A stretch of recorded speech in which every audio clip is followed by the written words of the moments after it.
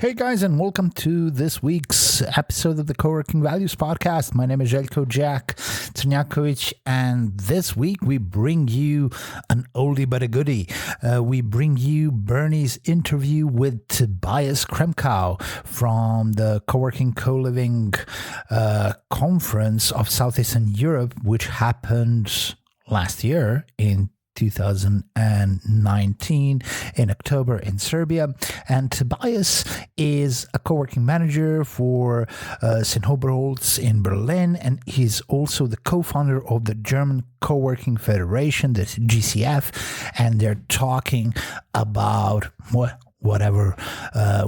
about co-working. So listen to it, enjoy, and we'll see you on next week's episode on another Coworking Values Podcast. This episode is brought to you by Cobot, a leading management software for co-working spaces, office hubs, and flexible workspaces around the world. You know, one of the best things about Cobot is that it is produced by people who manage a co-working space and know the ins and outs of the main problems and issues bugging co-working managers. So if you want more time for your coworkers and community, check out Cobot at cobot.me and take your co-working management to the next level.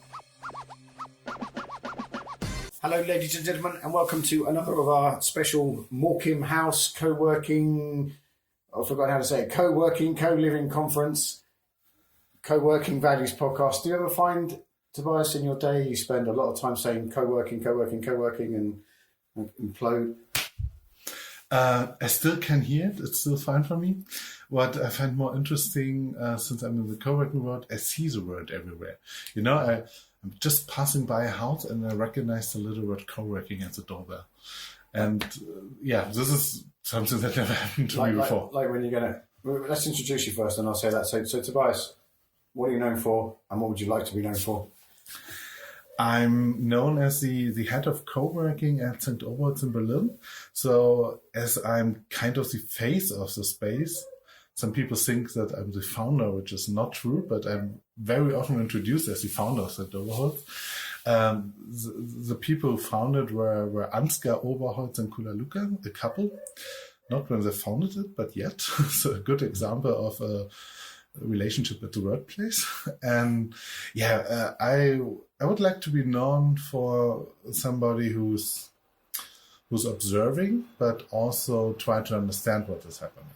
So this is something that people often miss, I must say, when I talk to them.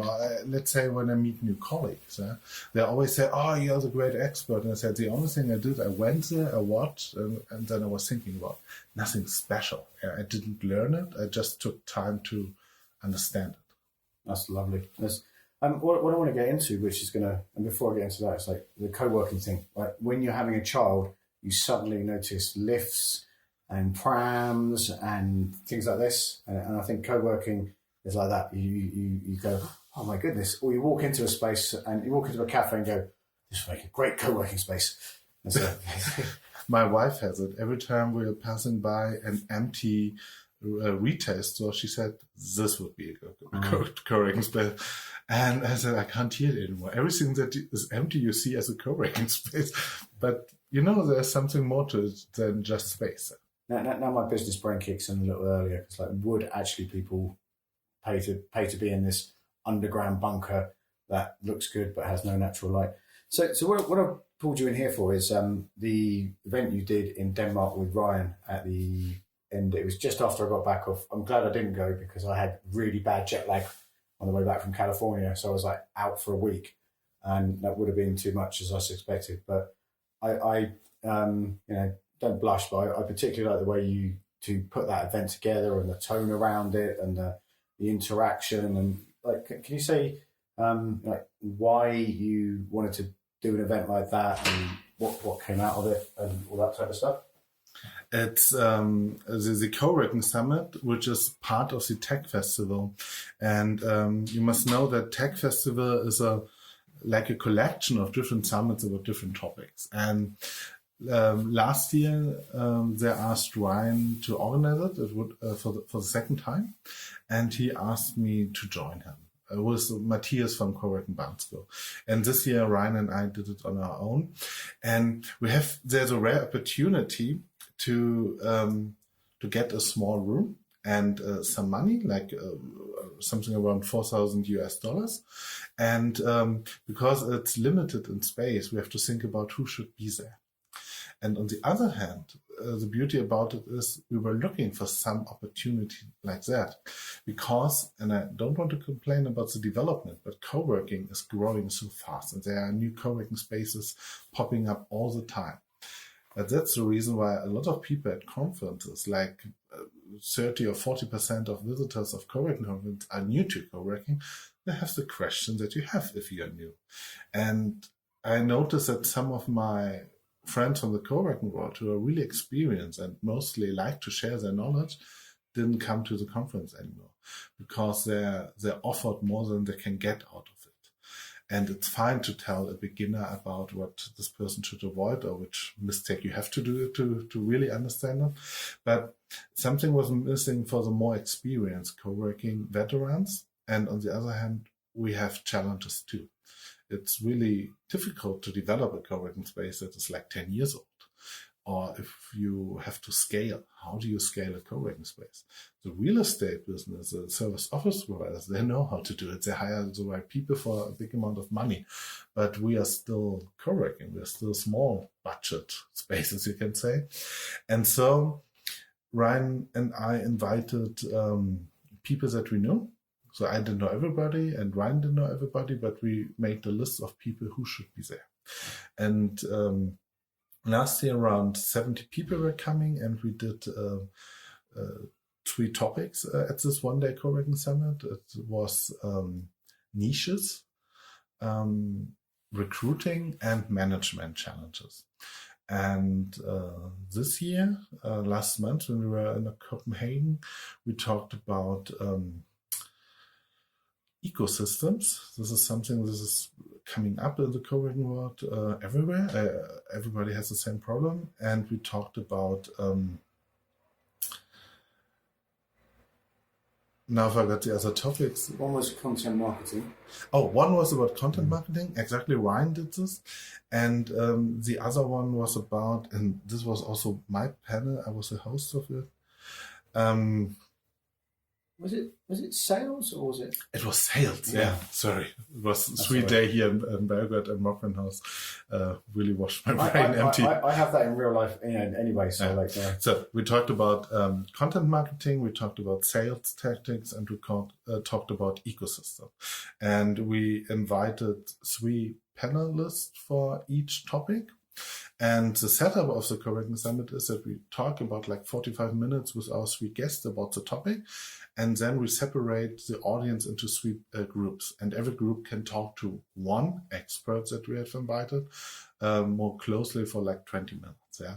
So there we have this interaction element with the audience and the opportunity to ask deeper questions that are just for your project important. So that bit's really attractive to me because I think that, I think the unconference model, like about 10 years ago, I went to a lot of unconferences, a lot of bar camps, and sometimes I helped run them because I was an eventy person. So people in industries that I'd never get into or had no reason to be there would say, oh, Bernie, can you come sort this out for me?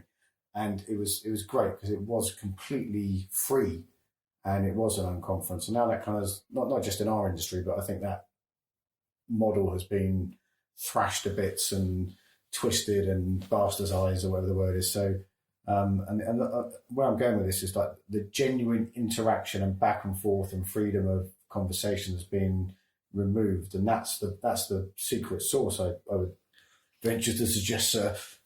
It is, but also you set the topic first before you go in interaction with the audience. So this is what I don't like about bar camps sometimes. The people that are the loudest set up the topic, And then you have a different level of knowledge. So what we do here is first we let the experts talk. So everybody has a picture of what the topic is about, what are the big questions. And then you can choose, oh, I would like to talk with this expert more because she's from a town that is similar to mine. Or I would like to talk to this expert because he has the same background like I am. Yeah? So first we set up the frame, and then people can go and talk with single experts more closely. Yeah? This is what I like about this so much. Is it a format? Is it like has it got a name or? I'm not sure. So from Ryan and my perspective, we invented that. Yeah. But this was around. Somebody invented that too. So, but we didn't know about it. We came up with the idea on our own, but that already existed. But I don't know the name of this type of format. Yeah. I want to jump back on what you said about the bar camp, the most vocal, but that's very true. And I think that what gets missed by event organisers is actually making the effort to, like, you know, if like the same 5 people turn up to every conference, and I'm one of those loud people, I completely know how to play the thing, you know, get ready, people coming beforehand and tell people and set it all up, you know, like, but other people don't know how to do that. And a lot of things, you know, I've been involved in, and, you know, with this podcast is going around and finding those people with stories to tell, actions to take, who are less vocal, you know, and I think we should, you know, people like you and me, you know, should take a lot of responsibility to notice who's not taking part and who's not showing up, you know, that I just felt the need to say that. No, but that is really important. This is, St. Oberholz is a well-known brand in Germany, and this is the reason I want to use that, how we are seen to focus, to put a focus on other co-working spaces too. Because on the one hand, we are a really normal co-working space. Nearly nothing is special about us. But then there is a co-working space for handicapped people that try to figure out how a workspace, if you have a handicap, should be. And then there's a co-working space for women or for childcare. So special niches. Yeah. And what we do is when sometimes we have a delegation at Oberholz, I always try to invite other co-working spaces at the table to show people the diversity of co-working concepts. Yeah. Because I'm really afraid that they just copy the only co-working space I know and don't see what perhaps maybe is a better solution for them. So what do people ask you a lot about co-working? You said when you go to the conference, you get asked the same things all the time, and yeah, I nearly do. Like normally it's like, who do you think I should talk to about co-working? I like want any of them, but like what keeps coming up for what are the evergreen co-working questions people ask you? How to get members and community. Community is a really hard concept to understand, yeah, because this is one of the few things that you have to really figure out yourself what the community at your place is, because of your neighborhood, your background, yeah. I mean, some male co-working managers are wondering whether they don't have more women in the community, yeah, and stuff like this. It's the same question also human resources departments have about workforce, yeah. So nothing special about, but we are smaller and often don't have the resources to talk to others, yeah, are not. We're not, some people perhaps are not getting the idea I should ask somebody else. I'm really surprised how bad co-working spaces are connected, how bad we are at networking from time to time. Is that networking in the immediate local area or networking? No, in the co-working branch. Yeah. So, like co-working spaces don't talk to other co-working spaces, and I actually don't get it there, because everything I just knew because I went to other places and asked the people. I didn't study co-working. Yeah. We've been talking about this at the conferences. I found that in London for a long time. After we came back from Co-working Europe in 2014, we set up the Facebook group, or Rebecca and I set up the Facebook group, and it was people. It was very, very hard, and I found that with not just co-working, but other kind of communities and industries I get to. I'd come to something like this, and there'd be like 5 people from London, and I'd have a really good relationship, and I'd go and see those people in London, like for a coffee, and you know, it's not like the relationship was damaged on the plane. And then when I tried to get them and other people together, it's like it wouldn't happen. Like no one, for whatever reason, it just didn't happen. And it's the same in Berlin. Yeah, I can go to every co-working space and talk to the people. They welcome me, and if I invite them for a panel, they show up. Yeah, so there is like a way of cooperation. But if you try to do a monthly meetup of Berlin co-working managers, if we are happy, 6 people show up. Sometimes 2 people show up. Yeah, and this is what I actually don't get. Yeah, so on the one-to-one, they talk to you, they're open, but they don't come to group activities. Well, my sort of go-to story for this is my friend Mark runs a IT support company in London, and he's been running it for like 25 years now. And then in the early days, he was unique because he could, there were companies that ran on Macintosh and Microsoft, and he knew how to work all that out. Whereas in the old days, they were like completely alien things, and then when they, he kind of lost his edge because those two, what do you call them, operating systems spoke to each other better, and then it just became another IT support company. And then he got an invitation to join. So he was looking around for ways to grow his business, continue growing his business, and he got invited to join basically like a mastermind group. You know what I mean? You pay to join it, and you are. It's a huge worldwide thing, and it's supported by Google, Apple, Microsoft, and Oracle, and all these people. And you join this thing, and you are put in a local group with like 6 other people at exactly your level, and then you share everything, like financials, sales and marketing plans, goal setting, and everything like that. And he thought it was really weird to begin with. And what actually happened is they shared everything, so they stopped being in competition with each other. They just, because there's millions of people in London, it's not like you're going to run out of people to hire you.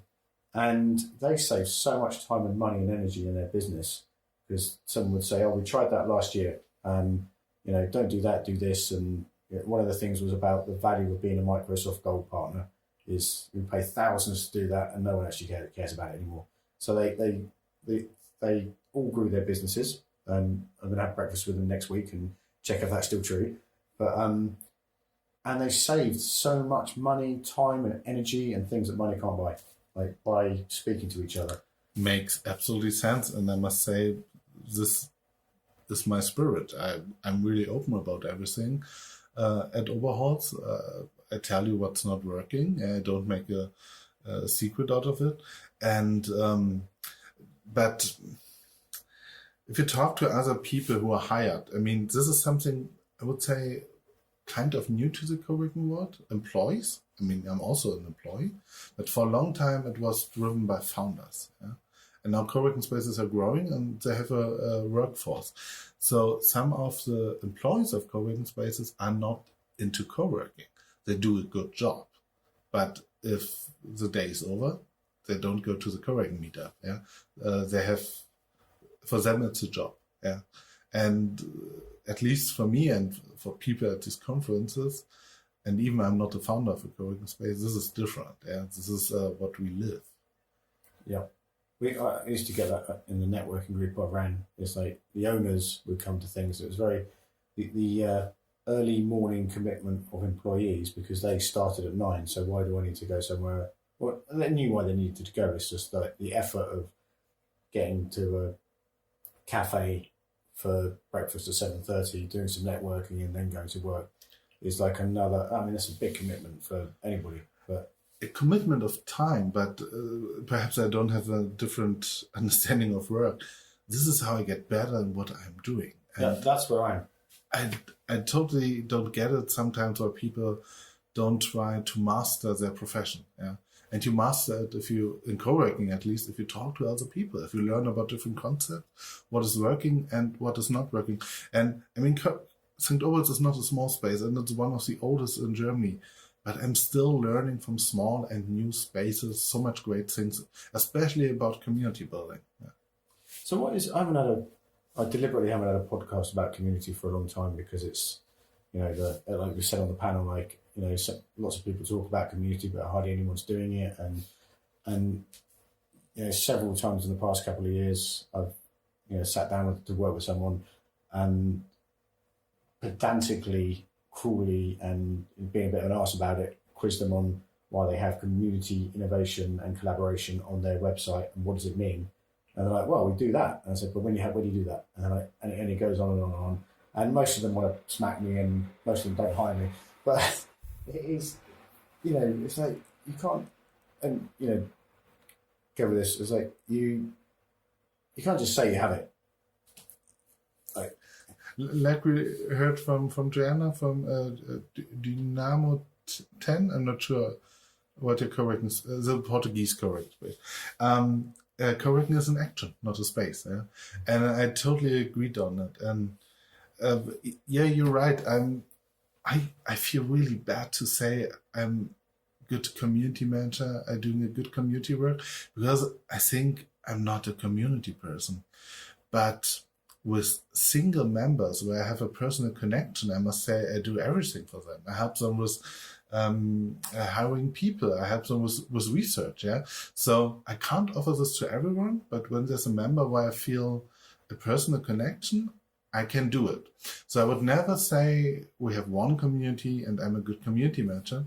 We are a team. So I know some members who don't come to me if they have a problem. They go to colleagues. They even go to baristas and complaining about clients who don't pay invoices. So everybody in our team is part of the community management. Yeah? And this is something I would like promise. You will find somebody here that helps you, but perhaps it's not me. Yeah. Sometimes, I don't feel comfortable. Yes. So where I was saying, like, where do you think people should start looking about community?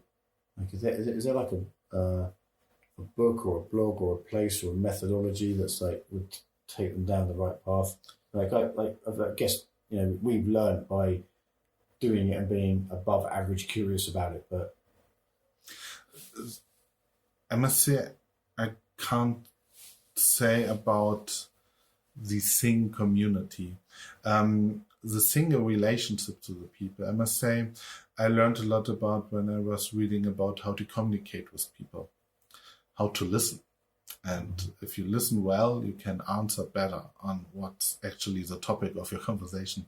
So I would recommend people to learn skills in how to talk to other people, how to listen to it, to first listen, then speak. And for members who want to join the space, I mean, this is pretty easy. Do a tour and look if the person who's giving you the tour knows the others and if the others are greeting him or her. Yeah, this is for me. There I see, this is a healthy community. Yeah, they like this person working here, and it's a different concept of community because I heard from some service office providers. First, I couldn't believe the story, but sometimes companies doing tours in Berlin, visiting several places. So they came to Oberholz, and before Oberholz, they were at a service office, and they told me the guy who did the tour didn't know who the teams are. I said, this is crazy, I can't believe it. But then I later learned at this space, the sales guy is doing the tour, not the community person, which is a strange concept. I get it from the point of selling the product, but doesn't make sense for me in a co-working space. So, and they told me this person was really friendly, like the receptionist at the dentist office. But here at Oberholz, you feel that you pointed the finger at me, you are living that. And this is the difference. Talk to people about what their work is, and then you feel if they like their work or not. That whole tour thing is really important. Like tours are for me the most essential tool because I like storytelling and I like the history of our houses, not only the co-working history, the history of the whole building. Yeah? So I don't sell well, I guess, but I can talk well about what we are, why we are, and where we are. So There's a really nice co-working space in Berlin, Tuesday Co-working. It's run by an Irish guy who's living in Berlin for a while, John. So once I had a team at St. Oberholz and didn't have the free room that I could offer them, and I explained the situation, and then I gave them a tour to understand. I explained to them, please figure out if St. Oberholz is the right place for you. Perhaps it isn't. And if there's a room available and you think we are a good place for you, I call you. So I gave them a tour without offering them anything. And then they went to Tuesday Co-working. And then John called me, and we never met before. And he said, yeah, I'm John. And he was a team, you sent them over. And I offered them some rooms, but they were talking all the time about your tour at St. Oberholz. And then he asked, can I have a tour at your place? I have to know what you've done. And this is how we met. Yeah. And this is something I'm thinking about right now in recruiting. I'm asking myself, does a community manager have to do the tours? Because then I have to look for people who can do a tour. Or do they need different skills? And who is doing the tours, if not the community manager? Yeah? Because this is the best thing to explain who you are, to give people an impression. Yeah? If you talk about the details are so important at the end. Why is there this lamp? Is there a story behind this lamp? Then people see that you really care about the place and that you were thinking about this place, yeah? And not just put some tables and chairs into an empty room. There's on that there used to be a basketball in a co-working space to help run, and it was just always on the side as you came in the door, and we'd always it didn't take very long to do a tour of the place because it was so small. I'd always mention the basketball because, I'll find a way to talk about it. And we had the basketball because a guy came in one day, an Australian guy, and said to Phil, the owner, listen, mate, I haven't got any budget, but if I've got this basketball. And Phil just said, well, if you would come here for a couple of days. And the guy was like really friendly. He was just, he just said, I'm out of cash, but I need somewhere to work. And like the exchange, and then he became a friend of the space. And we never saw him again, but like he would like things on Facebook and say hello, and he gave us a story to tell. And the space closed, and now my kid plays with the basketball. And I still tell that story. There's something, it's very minor, but knowing all these little things, how they got there. That story tells me something about how you run the space. Yeah, you were open also for unexpected things. You made things possible if they were possible for you. And this sounds to me like a space where I would like to be a member. It was it. We loved it. It never quite got there. Well, it did get there, and then about 150 other co-working spaces opened in London, so it struggled a bit. And that's why we're here now. So we're coming to the end of our time here. Are you going to be in Warsaw? Sure. Boom. And where's the best place to find? When I say be in Warsaw, that's for the co-working Europe thing in Warsaw, because we know what that means, but not everyone listening might know what that means. Are you looking forward to anything in particular at Co-working Europe this year? Yeah, the topic of rural co-working really guts me in the last 2 years. And it's also a topic at conferences, at bar camps, yeah, not at conference itself. So I'm really happy now that there will be like a little side program about rural co-working at one day, where I want to learn from people from other countries what are their experience, because France has a rural co-working scene for so much longer than Germany, for example, and then there are countries like Austria and Switzerland that are rural by definition. So this is a topic that really interests me, and this ecosystem thing. Yeah. Quite often we are asked to help to consult with doing a co-working space somewhere. And then we figure out the space is too big for co-working and there's no reason that people are here. So we have to deal with how to create an environment that people stay at this venue and then become co-working members. Or it's more attractive to be a member at that co-working space because that and that is around this. Yeah? So to create like a market hall, and co-working is a corner of it. This is something we see in the US. It's quite big, especially in shopping malls. But we now see the request for it in Germany too. And I would like to learn about these connections. Yeah, is it simple like a formula? Oh, you need a barbershop and a bike shop next to a coworking. Yeah, There's always those two things. Like Bounce Space did it in Amsterdam, or can I change the concept? Is ice cream also fine? And but I don't know. Underwear don't work next to coworking. I know. Yeah, you know what I mean. If I worked next to an ice cream place, I'd be Sure. worse than I am now. Problem. So where's the best place to find you and all your projects, toys, antics online? Online. Yeah, we don't have a web presence of St. Oberholz yet, so I must say it's my own blog and my social media profiles, and it's Isar Matrose, which means a sailor of the Isar River. Complicated story. You'll find the reason on my blog. I will link to all that stuff in the show notes. And thank you very much. That would be so nice of you. Thank you. And thank you, ladies and gentlemen, for listening today. If you go to coalescentnetwork.com, you can sign up for a weekly email of all our podcasts and stories and stuff by myself and our friend Jeko from Serbia. And be careful out there. It is a jungle.